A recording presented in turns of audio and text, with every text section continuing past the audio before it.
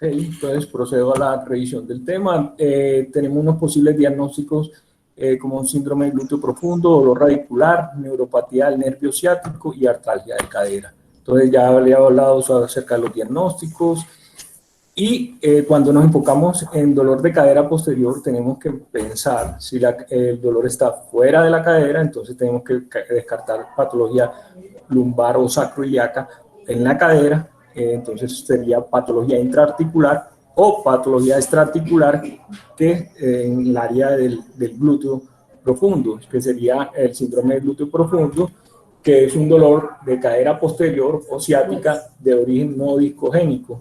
Entonces, causado por cualquier lesión que envuelve el nervio ciático que está originado del E4 a S3. ¿Sí? Entonces aquí, estos son los límites del espacio subglúteos. Entonces vemos en su borde anterior tenemos el glúteo mayor. En su borde superior tenemos la escotadura ciática en su borde inferior. Tenemos en su borde medial, tenemos el ligamento sacrotuberoso y el sacroespinoso.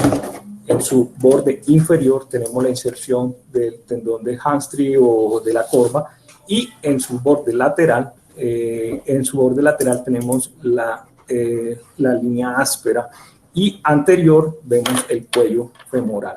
Aquí tenemos los diferentes músculos que tenemos aquí: el piramidal, tenemos el nervio ciático que pasa por debajo de él, tenemos el gémino superior, el obturador interno y gémino inferior con su inserción. Aquí solamente esta imagen para demostrarle la relación tan cercana que tienen la emergencia de las raíces sacras con los músculos, pero la doctora Peastri nos está haciendo una presentación súper buena acerca de eso. Entonces, el síndrome de glúteo profundo, entonces, en definición, es una compresión del nervio ciático de origen no discogénico que está subdiagnosticado, pero históricamente siempre se había enfocado como un síndrome piriforme, compresión del nervio ciático por el músculo piriforme, que es en su mayor proporción lo más frecuente, casi un 64%, pero tenemos otros tipos de compresiones que pueden generar, que son el síndrome de gemelo obturador, patología isquiofemoral o de cuadrado femoral y lesión de los isquiotibiales. Entonces, los síntomas más comunes tenemos dolor en cadera o nalga el 81%, sensibilidad en la región glútea y retrotrocantérica, dolor irradiado distal a rodilla el 30%, por lo general es unilateral, exacerbado con los movimientos de rotación, inflexión de la cadera y extensión de rodilla, intolerancia en la posición sedente, y de 20 a 30 minutos el paciente no tolera más, cojera, parestesia y lumbago. Listo. Hay múltiples signos para tratar de abordar cada patología. No voy a ahondar en eso por cuestiones de tiempo. Entonces vemos que el síndrome piriforme tiene múltiples causas. Tenemos lo que está en azul, serían las posibles causas del paciente: anomalías en su inserción o fibrosis postquirúrgica. También tenemos la hipertrofia muscular, trauma, atrapamiento dinámico del nervio y un curso anómalo del nervio ciático. Vemos, esta es la distribución por frecuencia del síndrome piriforme, o el paso normal que hace el nervio ciático por debajo del piramidal, que es el 83.1%, hasta el 13.7% puede atravesar el músculo y por debajo, y hay otras formas como en forma de asa o atravesar simplemente el músculo, y que son menos frecuentes. Cuando se evalúa desde el punto de vista imanologético, se evalúa la asimetría muscular. Por lo general es normal encontrar asimetría de 2 milímetros, que eso está en el 81%, pero cuando la asimetría es mayor de 4 milímetros, podría ya guiarnos hacia una alteración o hacia un síndrome piramidal con una especificidad del 66% y sensibilidad del 46%. Inicialmente el manejo es reposo, AINE, relajante, terapia física por 6 semanas. Posteriormente, manejo médico, bloqueos, incluso hasta la aplicación de botos.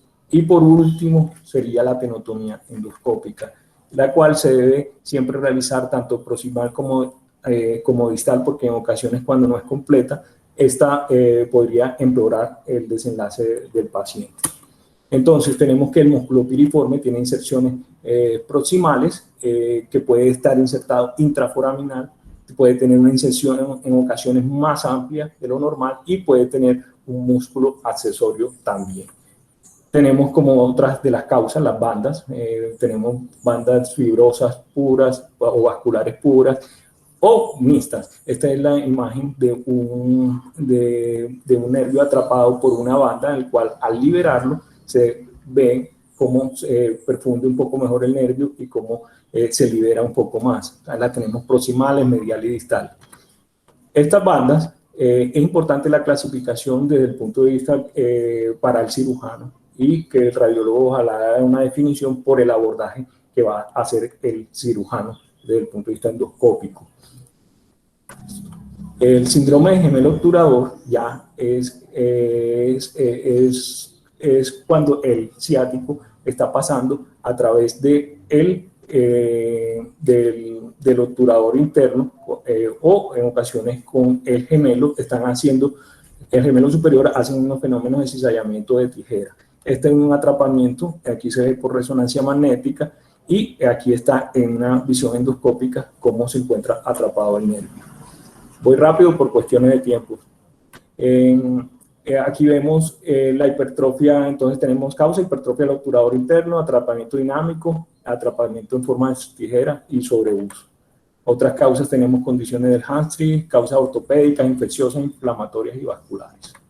Entonces, la otra causa, en su recorrido del nervio ciático hasta el miembro inferior, tenemos el pinzamiento isquiofemoral y cuadrado femoral. Y vemos acá importante el trocánter menor y la tuberosidad isquiática. Entonces, por lo general, este espacio va entre 18 y 26, pero por medidas radiológicas proponen un umbral de normalidad de 15 milímetros para el espacio isquiofemoral y de 10 milímetros para el cuadrado femoral, en el cual el nervio ciático podría hacer su paso sin ninguna compresión.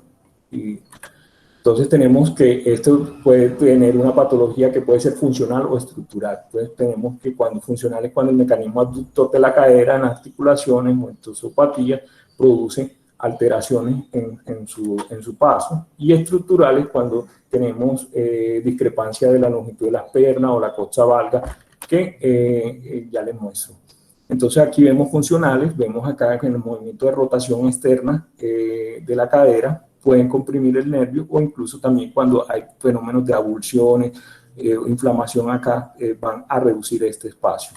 Aquí solamente para mostrarles, esto es una disección anatómica cadavérica, aquí está el nervio ciático, está el cuadrado femoral, aquí está el tendón de hamstring, y aquí solamente para mostrarles el espacio, cómo se puede afectar incluso por inflamación o por cualquier tipo de patología. Entonces aquí, desde el punto de vista estructural, vemos la coxa valga también, que cuando el ángulo es demasiado amplio, vemos que el espacio entre el trocánter menor y la tuberosidad isquiática se reduce, y vemos en una resonancia cómo se disminuye el tamaño, produciendo obstrucciones. Vemos pues después de la osteotomía cómo el paciente se amplía este espacio, y en la resonancia podemos ver que aumentó el espacio.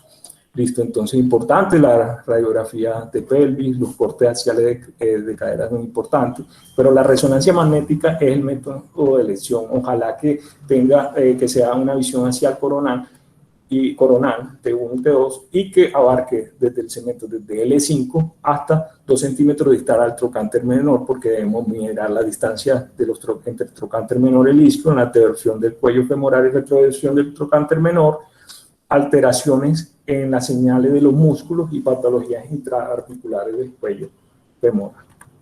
Entonces, solamente este algoritmo es para demostrarles que el tratamiento inicial tiene que ser, ojalá que no sea invasivo, pero si hay un tumor o algo mecánico que esté comprimiendo ese espacio, se llevará a recesión. De lo contrario, el tratamiento es no quirúrgico, se hace fisioterapia, medicamentos del dolor, incluso se hacen bloqueos para disminuir la sintomatología. Si el paciente mejora y vuelve a presentar la sintomatología, posteriormente se puede realizar otro bloqueo.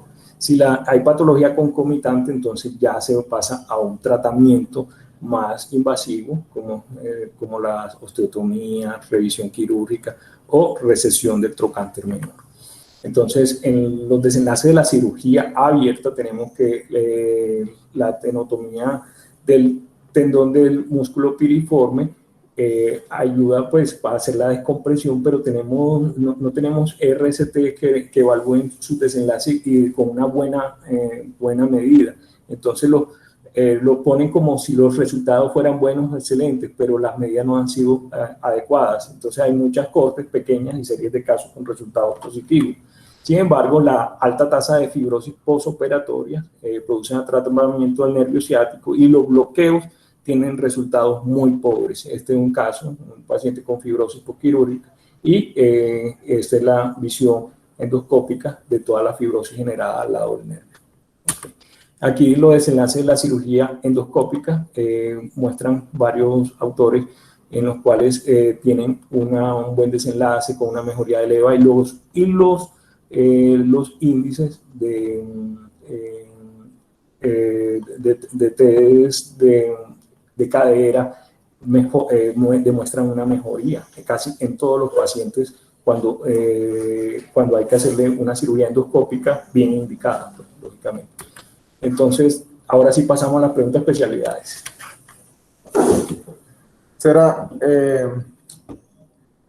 Tratamos de hacer una revisión del tema corta para poder dar la oportunidad de discutir el tema, porque finalmente la intención de esta reunión no solamente es tratar el tema desde el punto de vista académico, sino también darle al paciente como una conducta con la cual se va a seguir. Como les decía, hay varias preguntas que surgen de este caso clínico. Me gustaría que los doctores de fisiatría nos ayudaran con esta primera pregunta, porque el hallazgo en la electromiografía nos hacen pensar pues unas posibles causas, pero en base solo en este hallazgo, ¿qué hipótesis se podrían tener en el mecanismo de lesión? Porque como vimos durante la charla, cronológicamente lo que se le ha hecho y los hallazgos en las imágenes, no hemos tenido ningún hallazgo positivo que nos relacione este hallazgo electrofisiológico. De pronto nos puedan dar un aporte en este sentido.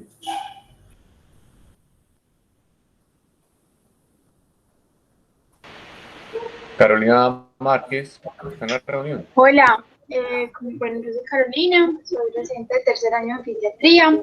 Yo pienso que pues, los hallazgos que nos muestra esta electromiografía, más que estar en relación pues, como con el atrapamiento del nervio ciático, pues, en un síndrome del glúteo posterior, están en relación con la neurología y no tendrían relación, pues como si la sospecha diagnóstica, por eso el diagnóstico es una lesión del ciático, no tendría por qué haber alteraciones en los paraespinales L5. Entonces, lo que yo pienso que podría pasar es que además como de la alteración en este nivel glúteo del paciente, pues en el momento en el que se le hicieron la electromiografía también tenía una radiculopatía, que pues causas pueden ser la osteocondrosis después de que el paciente tiene en la columna, pero no habría una explicación para que una alteración del nervio ciático genere enervación de los codos. Sí, o sea, necesariamente tendría que haber algo más arriba para que se pueda dar esa explicación, porque o sea, los paraespinales no están en asociación con el nervio ciático. Eso es lo que yo pienso. Buenos días. Pues lo más importante con las electromiografías es no olvidar que es un examen que depende del operador. El electromiografista reportó unos hallazgos de enervación en algunos músculos del territorio L5, pero lo que estamos viendo en las imágenes son hallazgos de actividad motora voluntaria que no corresponden a signos de enervación. Es difícil de forma retrospectiva y sin estar escuchando ahí afirmar que sí tiene o no tiene, pero el examen clínico, el examen radiológico no tiene ningún signo de compresión radicular y los hallazgos que estamos viendo en las fotos de esa resonancia no corresponden a signos de denervación, que son los hallazgos que vemos en una radiculopatía. Lo grave es que con un examen que tenga una conclusión equivocada se pueden tomar decisiones equivocadas.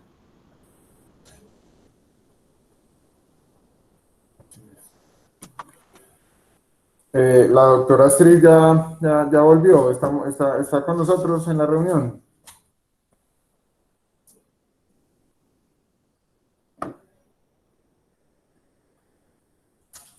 Bueno, seguro no se pudo volver a conectar. Hola, sí, estoy aquí, qué pena. Hola, hola, doctora.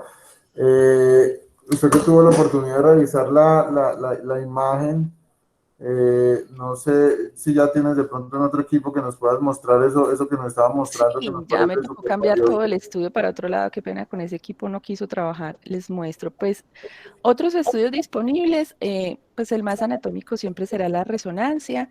Existen los estudios de neurografía, se pueden hacer neurografías de los plexos lumbar y del plexo sacro, que nos permiten evaluar pues mejor la parte de las raíces, aunque en el estudio que tenemos que fue contrastado, no vemos pues ningún signo indirecto de neuropatía, pues los nervios se ven de espesor simétrico, de intensidad de señal simétrica, sin realces patológicos, pero la neurografía podría dar como una mejor imagen del recorrido de los nervios para poder definir si se requiere hacer alguna intervención nueva. En cuanto a la intensidad de señal, usamos estas secuencias que son las secuencias de STIR para comparar. Aquí se ven cómo salen algunas raíces lumbares y acá tenemos, ¿sí están viendo la pantalla? Qué Sí, pena. sí, sí. Ah, bueno, aquí están saliendo las emergencias sacras del plexo sacro. Si comparamos los dos nervios, pues tienen un espesor simétrico, una intensidad de señal similar. Si me voy más posterior, estas son las emergencias a través del foramen ciático de los nervios ciáticos y si los miramos, pues su intensidad de señal es muy parecida.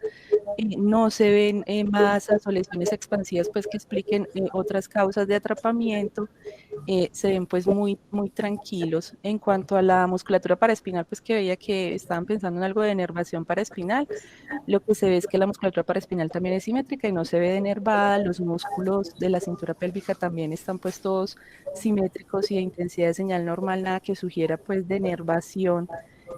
A ese nivel, lo que les quería mostrar por tercera vez es una emergencia de las raíces S3. Estas son las inserciones mediales de algunos haces. Acá vemos la raíz S3, me voy a poner más grandecito, cursando intramuscular, pero como podemos ver, pues hay grasa y líquido alrededor, nada que le haga pensar a uno en algún tipo de atrapamiento. Acá también hay un trayecto intramuscular más superficial de la raíz S3 en el otro lado, pues, pero si uno ve los tamaños de los nervios, pues son muy parecidos. Aquí están los nervios ciáticos, aquí está el nervio ciático, la tuberosidad pasando pues por este espacio sin observar pues como otras anomalías en esa topografía. Y ya distales se ven también muy tranquilos. Tenemos estas como para buscar edema o engrosamientos y si uno los compara, aquí está el izquierdo, el derecho, son muy similares. Eh, Puede cursar un paciente con un síndrome piramidal con nervios de apariencia normal y por eso aquí la correlación clínica es muy importante. Entonces uno describe las variantes anatómicas, la simetría o no de los nervios, busca otras causas de atrapamiento, pero muchas veces, como esto es dinámico, puede ser que yo no vea alteraciones en la intensidad de señal nerviosa y el paciente sí tener pues el cuadro clínico compatible o explicado por esto. Pero en este caso, pues, los nervios se veían bien. Yo creo que el señor sí amerita un seguimiento. No tenemos nada posquirúrgico para tratar de buscar esa fibrosis. Esos estudios deben ser contrastados y podríamos apoyarnos en secuencias de neurografía para mirar, pues, alguna otra cosa adicional.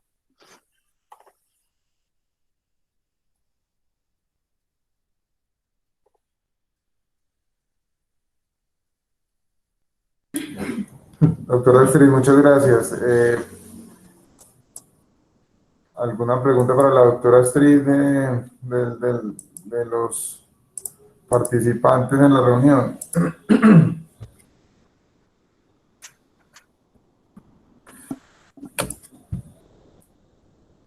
De pronto, esta pregunta para neurocirugía o el doctor Juan Gómez, ¿pensarían de pronto en volver a explorar este paciente basados en una nueva imagen o qué opinan desde el punto de vista quirúrgico la evolución de este paciente o incluso retrospectivo qué conductas hubieran tomado?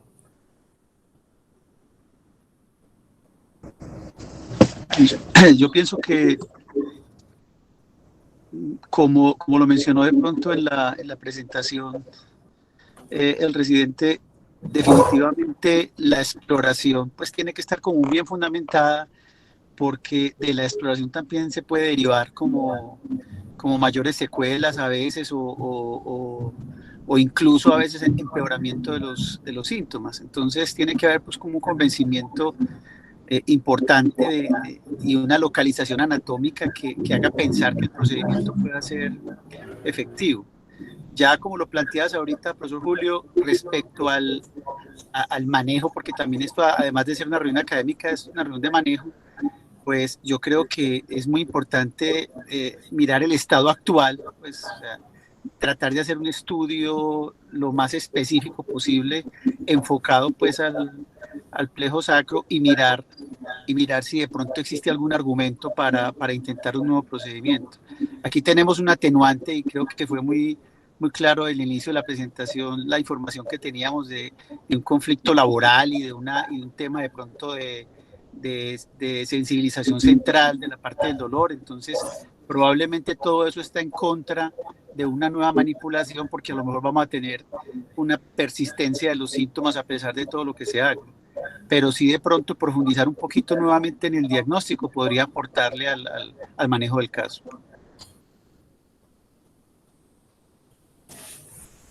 Gracias, doctor Ruiz. Hubo un hallazgo por ahí en las primeras imágenes en el 2018 sobre un pinzamiento tipo CAM. ¿Qué tanto significado clínico le deberíamos dar a esto desde el inicio del caso? Buenos días. Yo creo que en este caso es irrelevante. Es un hallazgo que se presenta con mucha frecuencia de manera incidental y una gran parte de la población tiene presente. Por tanto, el reporte por parte del radiólogo es válido porque el radiólogo tiene que reportar lo que él ve. Ya la relevancia clínica se la tiene que dar el médico tratante. Y yo creo que en este caso no hay ninguna parte del examen físico, de la clínica y de la evolución de los síntomas que nos haga pensar en que esto haga parte de un conflicto mecánico de la cadera. Entonces yo lo obviaría. Sí quería mencionar que estoy de acuerdo con lo que menciona el doctor Ruiz y quería decir también que varias cosas. Primero, el diagnóstico del glúteo profundo, del síndrome glúteo profundo o de un dolor, digamos, originado por un atrapamiento nervioso discal o extradiscal es difícil, ¿cierto? Y debido a que tiene una alta tasa de complicaciones que se presentan tanto en la cirugía abierta como en la endoscópica, que se calculan alrededor del 10 al 20%, incluyendo complicaciones graves como lesiones de la arteria glútea superior, que pueden producir discapacidad permanente, o lesiones nerviosas inadvertidas que pueden producir discapacidad permanente. Hay que estar, digamos, muy alertas a las banderas rojas que pueden hablar de un riesgo de falla o de que el diagnóstico no sea ese que nosotros sospechamos. Entonces, a través del tiempo con el doctor Márquez, que hemos estudiado este tema en disecciones cadavéricas, en pacientes propios, en estudios de otros colegas, nosotros tenemos más o menos una percepción de que los pacientes que deberían llegar a cirugía son excepcionales. O sea, es raro que un paciente tenga que llegar a cirugía. Además, porque debido a eso que mencioné antes, queremos que cumplan varias características. Por ejemplo, a favor de la falla está un tiempo de evolución muy prolongado. un paciente que lleva 10 años con un síntoma, aunque la causa sea estructural y uno haga una liberación del nervio ciático, una neurolisis, el dolor puede persistir, por lo que mencionó el doctor Ruiz. Cuando no hay concordancia de la clínica con los exámenes. Entonces, por ejemplo, acá se hablaba, aunque ya hay dudas de si la electromiografía estaba bien interpretada, pero se hablaba más del E5 y dolor lumbar asociado. Los hallazgos de la resonancia, que también el radiólogo lo tiene que reportar, y es verdad que ahí se ve, no coincidían con la clínica, entonces eso era un factor también de fallo. Pero dolor bilateral, es muy raro un síndrome de atrapamiento del ciático bilateral extradiscal, entonces eso también hay que tenerlo en cuenta. Este paciente lo tenía, pero pues para otros casos, cuando hay hallazgos simultáneos de columna y cadera, es más común que sea columna, y es lo que yo he hecho en mi práctica. Cuando no hay asimetría en la resonancia entre los músculos piriformes, generalmente cuando es real síndrome del piramidal o un glúteo profundo por piramidal, se ve asimétrico el músculo, en este caso sería asimétrico. Y cuando un bloqueo diagnóstico invalida el dolor al 50%, también hay que dudar de ese diagnóstico. Por eso, por ejemplo, no se recomienda en el estudio de estos pacientes hacer bloqueos simultáneos en cadera y columna, porque si el paciente mejora, usted se queda sin la información. Y indudablemente en este paciente la ganancia secundaria yo creo que es un factor. No estoy seguro si el dolor se origina en la columna o el estándar definido en el mundo para ver si un síndrome del piriforme o un síndrome del glúteo profundo era o no era, es que una liberación por alguien con experiencia. Este paciente no tuviese una mejoría. Entonces yo creo que es probable que hacer una nueva intervención sea una conducta, digamos, prudente, porque como mencionó el doctor Ruiz, pues, que uno puede mejorar un paciente con un atrapamiento real. También a veces hay recurrencia por la misma cicatrización exuberante que algunos pacientes hacen en esta zona. Entonces, si ya no hubo una mejoría, no por el contrario, se acentuaron algunos síntomas, yo estaría con una recuperación, al menos con la información que estaba. La pregunta es a mí.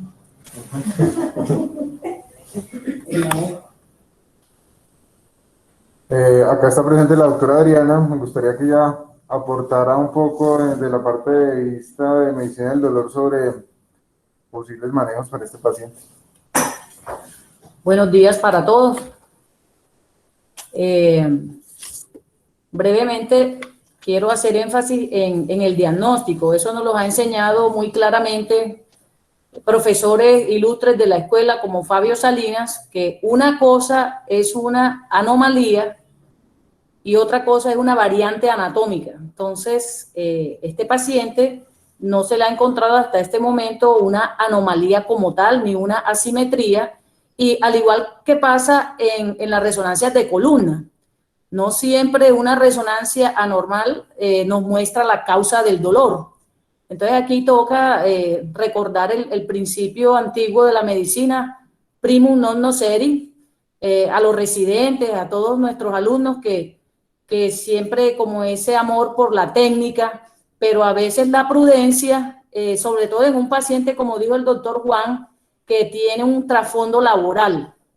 Entonces este paciente hay que ser muy prudente. Entonces en cuanto al manejo, que fue la pregunta inicial, este paciente ya, como yo lo veo, tiene una fibrosis postquirúrgica en las raíces del sacro y eso se evidencia por el examen físico que le hicimos acá con una hiperalgesia y alodinia en territorio del sacro, principalmente glúteo y región dorsal del muslo y la pierna.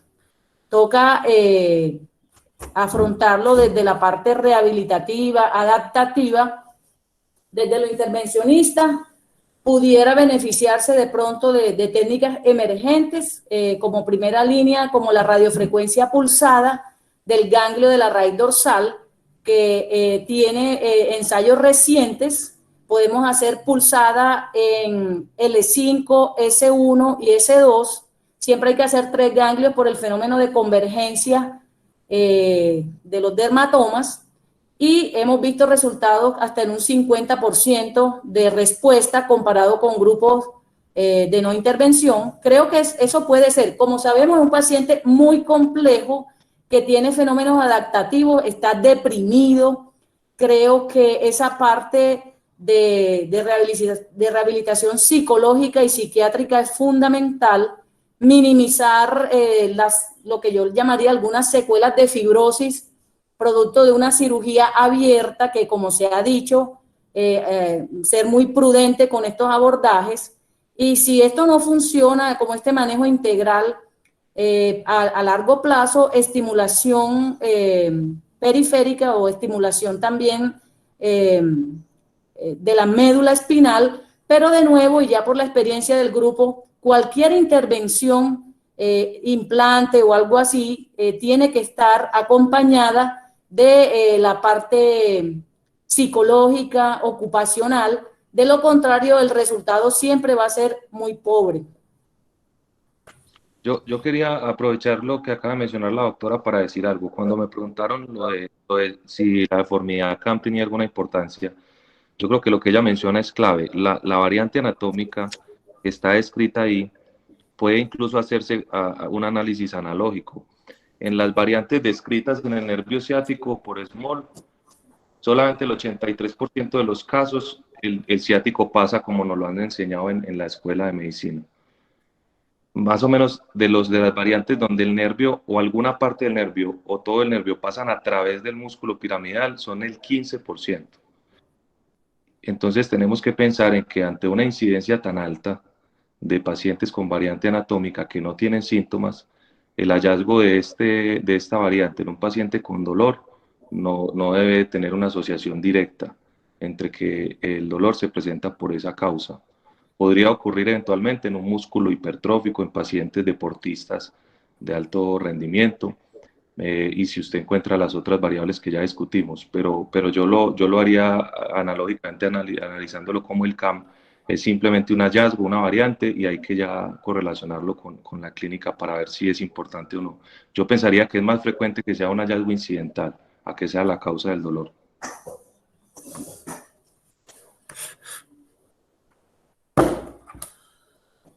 Bueno, en conclusión, yo creo que este paciente lo vamos a llevar a una nueva imagen postquirúrgica de la zona dolorosa, que es la zona glútea. Y en base a esos hallazgos, probablemente tenga hallazgos porque pues, ya es una zona operada. ¿Qué conductas se podrían plantear? Porque si bien vemos un paciente con banderas amarillas, conflicto laboral, está desempleado, no está incapacitado, pero él está demandando a la empresa por despido. Hay una ganancia secundaria por ese lado, hay un estado depresivo evidente en el paciente,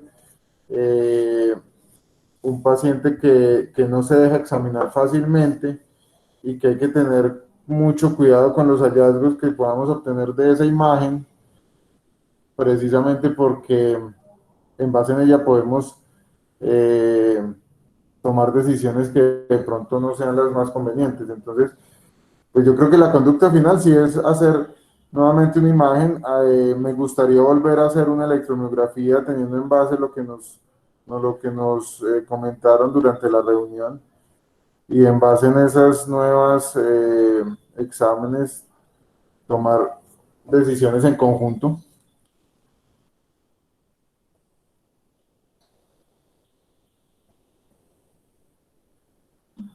Doctor Ruiz, ¿qué opina? Es el cirujano que ha visto el paciente también. No, yo creo que esa es la conducta. Me parece, primero que todo, la reunión me parece muy interesante, aprendí mucho. Me parece que es una discusión muy amplia del paciente, y en el momento que nos toque verlo, alguno de nosotros, de las especialidades que tenemos que ver con él, pues vamos a estar mucho más informados y documentados del asunto. Creo que amerita nuevos estudios, como lo acabas de decir, profesor, y quizás pertenezca a esa familia de pacientes donde toque a veces hacer un borrón y cuenta nueva y volver a empezar, sobre todo por el lado de ustedes, tratar de hacer algún abordaje ya dirigido por imagen.